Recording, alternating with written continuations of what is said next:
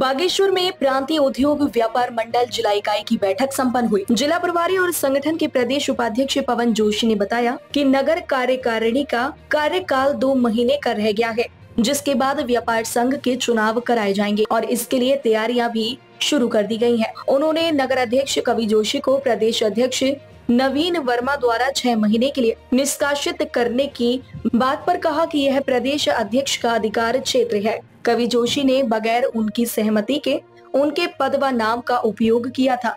वहीं जिलाध्यक्ष बबलू नेगी ने भी बताया कि नए चुनाव की घोषणा कर दी गई है। इसके लिए चुनाव समिति बना दी गई है और राजेंद्र परिहार को इसका अध्यक्ष बनाया गया है। इस पूरी प्रक्रिया में 2 महीने का समय लग जाएगा। कार्यकाल पूरा होने पर चुनाव होंगे।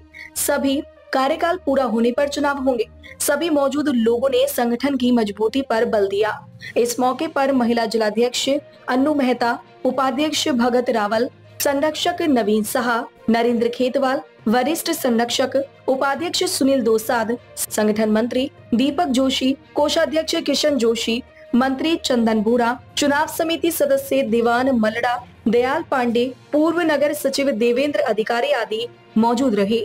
देखिए, विगत 1-2 माह से जो हमारा नगर व्यापार मंडल बागेश्वर की जो कार्यप्रणाली थी, वो थोड़ी प्रदेश की जो हमारी कार्यकारिणी है उसकी नज़र में थोड़ी संदिग्ध पाई गई, क्योंकि इसमें सबसे बड़ा कारण ये था कि जो नगर अध्यक्ष हैं कवि जोशी जी, इनके द्वारा बिना प्रदेश अध्यक्ष को बताए या बिना उनको करे किसी दूसरे आदमी के खिलाफ FIR दर्ज करने के लिए पत्र लिखा गया, जो कि ये पूरी तरह 420 मानी गई।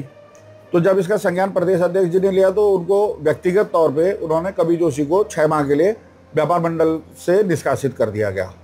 अब व्यापार मंडल नगर अध्यक्ष निष्कासित हो गया तो उसमें ये होता, कार्यप्रणाली हमारी जो है कि उसमें जो हमारा नगर उपाध्यक्ष होता है वो नगर अध्यक्ष का काम संभालता है। लेकिन हमारी बात करने में भी नगर उपाध्यक्ष ने मना कर दिया कि मैं नगर अध्यक्ष का कार्यभार नहीं ले सकता हूँ।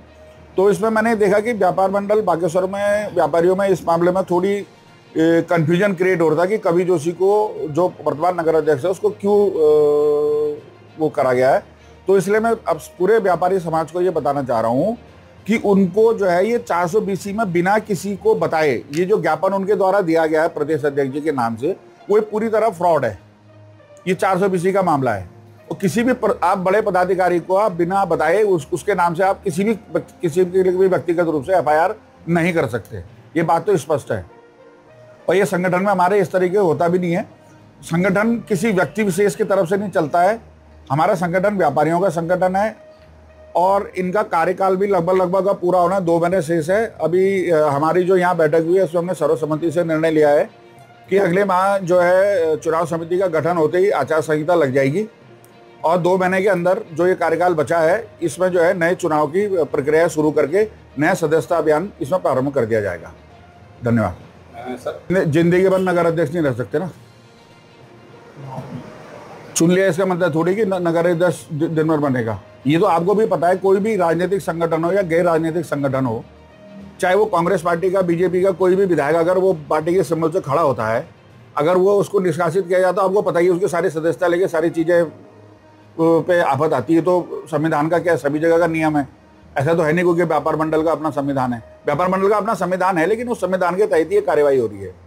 और जहाँ तक जिलाध्यक्ष है, जिलाध्यक्ष जो है हमारे पूरे प्रदेश के कमेटी और नगर की कमेटियों के बीच का एक पुल होता है जो सेतु का काम करता है, जो सारे नगरों को एकत्रित करके उसके प्रदेश के सामने सारी समस्याओं का काम वो जिलाध्यक्ष द्वारा होता है। और सिर्फ बागेश्वर ही नहीं बल्कि पूरे उत्तराखंड के सारे जिलों के जिलाध्यक्ष जो है वो ऊपर से ही इसमें नॉमिनेटेड होते हैं। हमारे संविधान में साफ साफ लिखा गया है कि जिलाध्यक्ष जो है वो प्रदेश अध्यक्ष या प्रदेश कमेटी के समिति के द्वारा ही नियुक्ति किया जाएगा। और दूसरी बात, हमारे यहाँ जो चुनाव होते हैं, एक हमारे प्रदेश स्तर में होते हैं, एक हमारे नगर स्तर में होते हैं। ये हमारे संविधान में साथ है। प्रदेश के जो भी चुनाव होंगे, अध्यक्ष, महामंत्री वगैरह, इनके ये पूरे लोकतांत्रिक तरीके से होते हैं। उसी तरह हमारे नगर क्षेत्र के भी जितने चुनाव होते हैं वो लोकतांत्रिक तरीके से होते हैं। ये हमारे संविधान में पहले से कुछ नहीं। भाई साहब, 1 हफ्ते बाद आचार संहिता लग रही है हमारी चुनाव की, और जब आचार संहिता लगती है तो आपको पता है प्राइम मिनिस्टर रहता है लेकिन काम कुछ नहीं कर पाएगा। या कोई भी पद में होता है तो वो शपथ ग्रहण तक एज यूजुअल बिना किसी काम के रहेंगे, नाम के और बाकी उनको प्रदेश जो नगर अध्यक्ष है उनको तो 6 माह के निष्कासित कर ही दिया गया, तो वो हमारे अब नगर अध्यक्ष तो नहीं रहे। प्रांतीय उद्योग व्यापार प्रतिनिधि मंडल के कोई नगर अध्यक्ष नहीं है। अब 2 महीने बाद चुनाव प्रक्रिया हमारी शुरू हो जाएगी। जैसे आचार संहिता लगती है, अगले चुनाव की तैयारी हमारी पूरी सदस्यता करके शुरू कर दी जाएगी।